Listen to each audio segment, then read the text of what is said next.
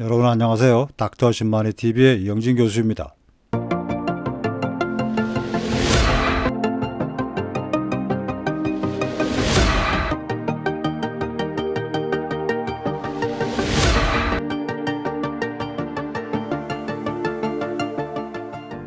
오늘 3부에서는 기력 회복과 미토콘드리아를 활성화시켜주는 것이 증명된 다양한 생활요법, 그리고 1, 2부에서 공부한 5가지 약초 중에서 4개에 맞는 약초를 선택하는 방법을 말씀드리겠습니다.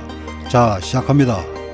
미토콘드리아를 활성화시켜서 ATP 생산을 증가시켜주며 새로운 미토콘드리아의 합성도 증가시키는 것이 증명된 방법 중 일상생활에서 돈을 거의 안 들이고 누구나 할 수 있는 6가지 방법은 운동, 수면, 추위 노출, 열 노출, 빛요법, 칼로리 제한 또는 간헐적 단식입니다. 하나씩 말씀드릴 텐데요. 이 중에서 운동과 수면은 꼭 하시고요. 나머지 4개 중에서 자신에게 맞는 방법이 있다면 선택해서 추가로 해보시기 바랍니다. 이 6가지 외에도 몇 가지 방법들이 더 있지만 일상생활에서 간편하게 하시기는 어려우므로 빼도록 하겠습니다. 운동 중에서 첫째, 빨리 걷기, 달리기, 자전거 수영 등 이 중에서 한 가지를 선택해서 약간 숨차는 정도로 운동하는 것이 유산소 운동인데요. 일주일에 4에서 5회, 회당 30분에서 60분 정도 하시면 됩니다. 두 번째, 만일 신체 훈련이 되신 분이라면 유산소 운동 대신에 고강도 인터벌 운동으로 하시면 됩니다. 달리기나 자전거를 대화가 힘들 정도로 숨차게 30초 정도 하시다가 1, 2분 쉬거나 천천히 움직이는 것이 한 세트고요. 하루에 5세트에서 10세트 정도로 일주일에 3번 정도 하시면 됩니다. 전체 운동 시간이 짧기 때문에 바쁘신 분들에겐 좋습니다. 그리고 추가로 체중이나 기구를 이용한 근력 운동을 회당 15분에서 20분씩 일주일에 3 내지 4회를 같이 병행합니다. 두 번째로 수면인데요. 수면이 미토콘드리아 활성뿐만이 아니라 건강과 장수에 가장 중요한 것이니 길게 설명드릴 필요가 없겠지요. 잠에 들고 일어나는 시간이 일정할수록 좋고 하루에 7시간에서 9시간이 적절한 수면 시간입니다. 남녀노소를 막론하고 수면을 희생시키면서까지 무언가는 절대 하지 않는다. 이것을 생활신조로 하시기 바랍니다. 물론 어쩌다가 불가피하게 잠을 덜 자야 되는 경우는 빼야겠지요. 운동과 수면은 꼭 하시도록 하고요. 추가로 이제부터 말씀드릴 4가지 방법 중에서 자신에게 맞는 방법을 한 가지 이상 선택해서 하시면 더욱 좋습니다. 찬물 샤워법은 따뜻한 물로 샤워를 하신 후에 바로 찬물로 바꾸어서 2분에서 5분 정도 샤워하시면 끝입니다. 간단하지요? 매일 또는 일주일에 3 내지 4회 하시면 됩니다. 샤워들은 자주들 하시니까 이제부터는 따뜻하게 샤워하시고 끝내지 마시고요. 찬물로 마무리를 하시면 되겠지요. 또는 냉탕욕입니다. 목욕탕을 자주 이용하시는 분이라면 온욕을 하신 후에 바로 10도에서 15도씨 정도의 냉탕에서 5분에서 10분간 몸을 담그시면 끝입니다. 5분이 힘드시면 처음에는 2분에서 3분 정도로 시작하시면 됩니다. 일주일에 1회에서 3회 정도 합니다. 오래된 장수법 중에 냉온 교대역을 아시는지요? 이것도 비슷한 효과가 있는 겁니다. 추위 노출과 반대로 열에 몸을 단시간 노출시키는 것도 유사한 효과가 있습니다. 가장 보편적인 방법이 사우나 요법입니다. 65도에서 90도 정도의 사우나에 앉아서 10분에서 30분간 사우나를 하시면 끝입니다. 일주일에 2회에서 4회 정도 하시고 처음에는 10분으로 시작하시고 차차 30분까지 시간을 늘립니다. 30분까지 하시기가 힘들면 자신이 할 수 있는 시간만큼 10분 이상을 하시면 됩니다. 빛요법 중에서 자연광요법은 기상 후에 1시간 이내 아침 햇빛을 매일 10분에서 30분 정도 쬐으시는 방법입니다. 이렇게 하면 수면과 각성의 바이오리듬도 쾌적화가 됩니다. 또는 600에서 850 나노미터 사이에 파장을 방출하는 가정용 적색 또는 근적외선 광선요법 장치를 구입해서 얼굴이나 목 사지에 회당 10분에서 20분씩 일주일에 3에서 5회 쪼이면 됩니다. 끝으로 칼로리 제한 또는 간헐적 단식입니다.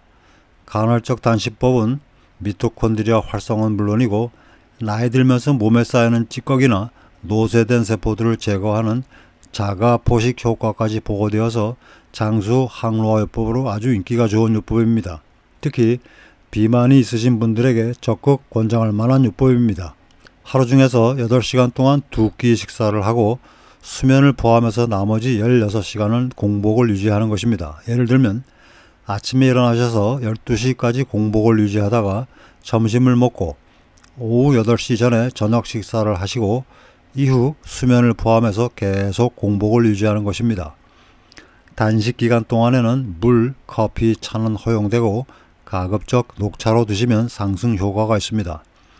처음에는 주 1회로 하시다가 차차 늘려서 매일 생활 습관화하는 것입니다. 또는 칼로리 제한 식사법인데요. 흔히 소식요법이라고 합니다. 장수 항노화 연구의 역사에서 나이가 들어도 몸이 덜 노쇠되도록 건강을 유지하는 효과가 제일 먼저 증명된 방법입니다. 평소에 먹던 칼로리 섭취량을 20%에서 30% 정도로 줄여서 식사를 하되 탄수화물은 줄이고 항산화 영양소가 많은 야채, 과일, 그리고 양질의 단백질 등 균형 잡힌 식단으로 식사를 하는 것입니다. 물론 매일 하는 것입니다. 이제부터는 1, 2부에서 공부한 5가지 베스트 약초 중에서 나에게 맞는 약초를 고르는 법을 말씀드리겠습니다. 누적된 스트레스에 수면장애 그리고 탈진 상태로 인한 무기력의 악순환이 계속되시는 분들이 종종 계시는데요. 이런 분들은 수면제와 영양주사 처방을 받기 위해서 병원도 많이 방문하십니다. 전문적인 클리닉 진료를 받아보는 것도 좋고요. 우선 집에서 무언가는 꾸준히 시도해 보시는 것이 좋습니다. 약초차 중에서는 아슈아간다가 좋습니다. 에너지를 충전시키는 효과 외에도 스트레스 호르몬을 20%나 감소시키고 불안도 감소시키며 게다가 불면증까지 개선시켜서 아침에 개운하게 일어나게 해주는 효과가 있기 때문입니다. 수면 장애는 없지만 스트레스 누적과 무기력, 탈진 증상이 있으시면 홍경천이 좋습니다. 만성 피로에다가 면역력이 저하돼서 감기를 자주 앓고 감기에 한번 걸리면 회복이 느리시다면 면역력도 같이 증강시키는 황기나 아슈아간다가 좋습니다. 당뇨, 비만, 고지혈, 지방간 같은 대사성 질환 또는 고지혈증, 협심증 같은 심혈관 질환을 갖고 계신데 가지고 계신 질환이 나빠진 것도 아닌데도 자주 피로를 느끼시는 경우라면 녹차 또는 인삼을 드시면 동반된 질환도 같이 개선시키는 효과가 있습니다. 만성 폐쇄성 폐질환, 기관지염, 천식 등으로 폐 기능이 안 좋으시면서 피로가 자주 있다면 황기나 홍경천이 좋습니다.